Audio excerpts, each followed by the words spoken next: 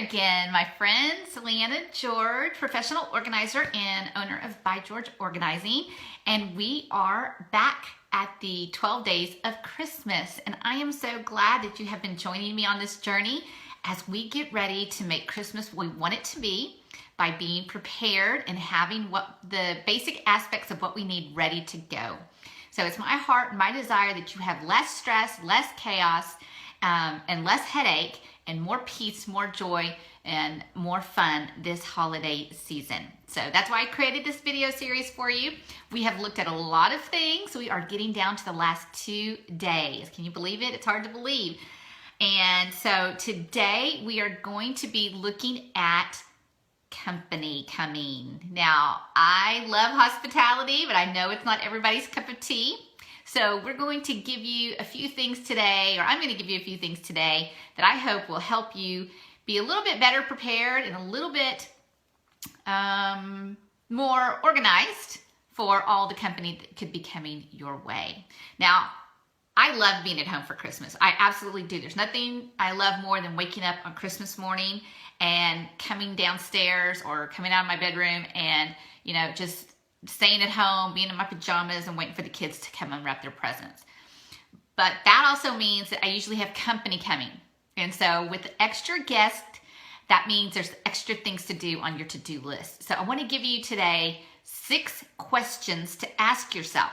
I want you to open up your planner, the planner we talked about in day 2, and open up your planner and jot these 6 things down to help joggle your mind, help joggle your memory as you get prepared for the company that's coming. So the first question I want you to ask yourself today as you get ready for company is, what will the sleeping arrangements be?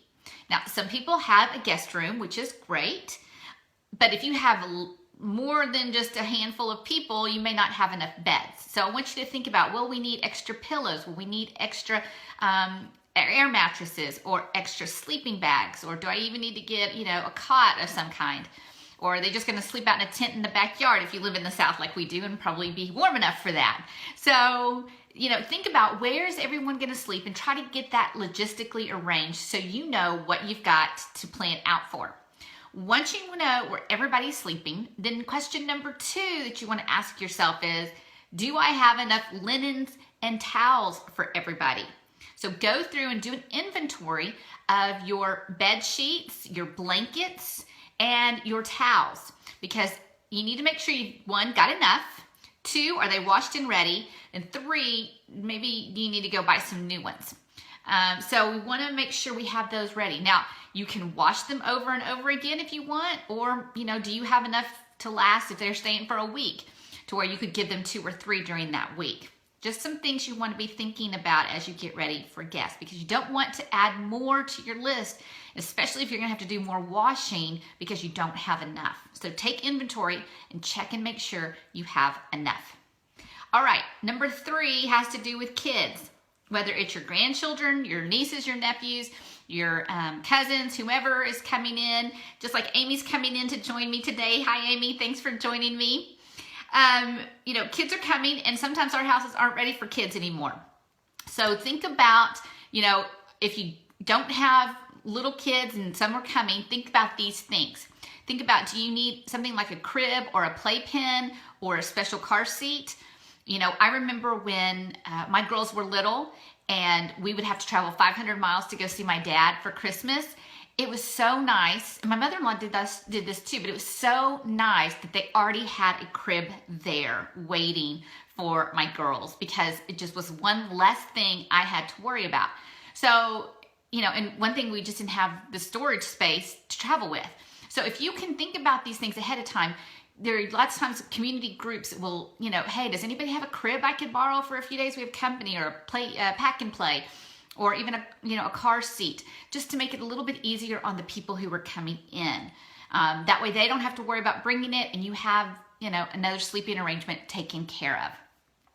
The other thing you also want to think about with kids is, do you have things that are fragile or, specialty items that you don't want accidentally broken that maybe you need to put away just for this time of visitation? Or, do you need to do a little bit of protection for the kids coming in? So think about that as well. Think about, oh, hello. Think about not falling over. Sorry. Okay, let's keep trying. Okay, again, dogs barking on the first day, cameras falling on the 11th day. That's what Facebook Live is for. All right, so back to where I was. So do you need to go in and maybe take some safety measures so little kids, don't get hurt? Because if it's like me, my girls are grown now, out of the house. And so if I had little kids coming over, there would be some things I need to take care of. So just some things you want to keep in mind if you have kids coming to visit.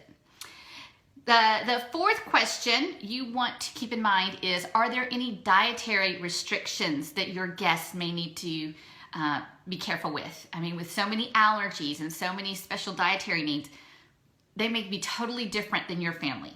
And so they may not be able to eat what you offer. So take some time now. If you know people are coming in, go ahead and ask them.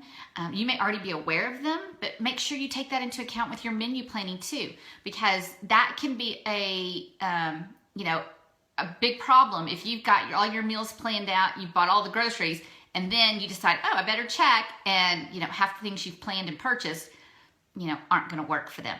So, and you don't want to be doing too much cooking. You're already going to be doing a lot. You don't want to be cooking 5 different meals for people. So if you can check out those dietary restrictions in advance and get those planned out before you start doing your specific meal planning, that will really help cut back on a lot of time, stress, and headache. And then the fifth question has to do with travel.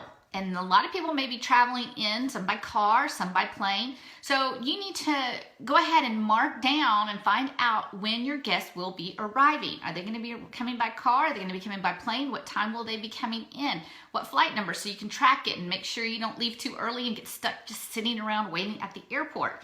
Make sure you jot those things down in your calendar so you have them. Of course, things change, planes get delayed, traffic causes problems, but it's better to know in advance that, oh, they're going to be arriving about 6 o'clock on Friday evening. It's the same time as the girls' school play. We got to make some arrangements for that. So, try to make sure you don't get so caught up and last minute that you aren't aware of all the loose ends that might be coming in. So those are some things that I want you to think about. And then here's the big one. It's the very last one, number 6 that I have for you.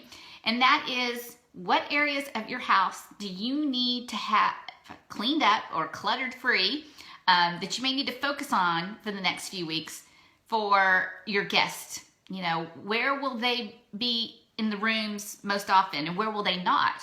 Because you need to figure that out. If they're not going to be in your master bedroom, then don't worry about, making sure that it's spotless.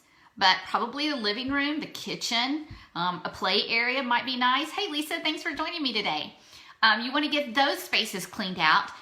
It doesn't have to be perfect. Maybe just do a quick, take a laundry basket, do a quick pickup of everything that doesn't belong there, stick it in the closet till after Christmas. But, try to make those rooms as clutter-free and as comfortable as possible, because that will alleviate a lot of your stress, and it'll make them feel a little bit more at home as well. All right, so that is my tips. Those are my tips for getting ready for company. We had 6 questions that I wanted you to jot down in your planner for you to think about. I'm going to recap them really, really quick. 1, what are the sleeping arrangements going to be? Do you need to go out and find a few extra air mattresses or, sleeping bags, whatever? Do you have enough linens and bath towels for everyone? Are they washed and ready, or do you need to go out and buy some new ones? That was the second question.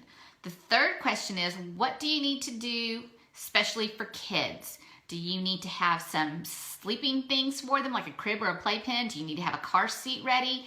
Do you need to make sure that the house is baby-proofed or child-proofed, and make sure all your valuables that you don't want broken or, accidents happening with, put away? Then you need to think about food with company and ask about dietary restrictions, because you don't want to be planning or cooking 5 different meals. So if you can find out ahead of time if there are some special things that people can or can't eat, then you need to go ahead and get those lined up now. And then finally, the travel information. When's everybody coming? When will they be arriving? And does that conflict with anything else you have? And do you know the flight numbers and all those, especially not only the pickup, but the drop off later on after Christmas, to make sure you've got everybody flowing and going in the right place. And then of course, the last question I want you to think about is, which areas in my house do I really need to focus on to make my guests feel comfortable, and which ones do I not? So that way you only focus on the next few weeks about the ones you really need to be worrying about, and let the other ones slide until after Christmas. So that's it for today. Another short and sweet one. I hope though that even though it was small in information, it gave you a lot to think about and helped you get a little bit better prepared. Tomorrow is sadly our last day of the 12 days of Christmas. I can't believe it. But we will be talking about, if you aren't going to have guests coming, maybe you are going to be going. So how do you get prepared for traveling at Christmas time? Thank you, Amy. I'm glad you found them helpful. So we're going to be doing that. We'll be doing a wrap up of everything we've talked about. So I hope to see you tomorrow for our last day, the last 12th day of the Christmas prep. And we'll be back. I'll be back at 4:45. If you have any comments or ideas, please feel free to leave them in the comment section. I will post all of these questions in the comment section, or feel free to visit my website at bygeorgeorganizing.com.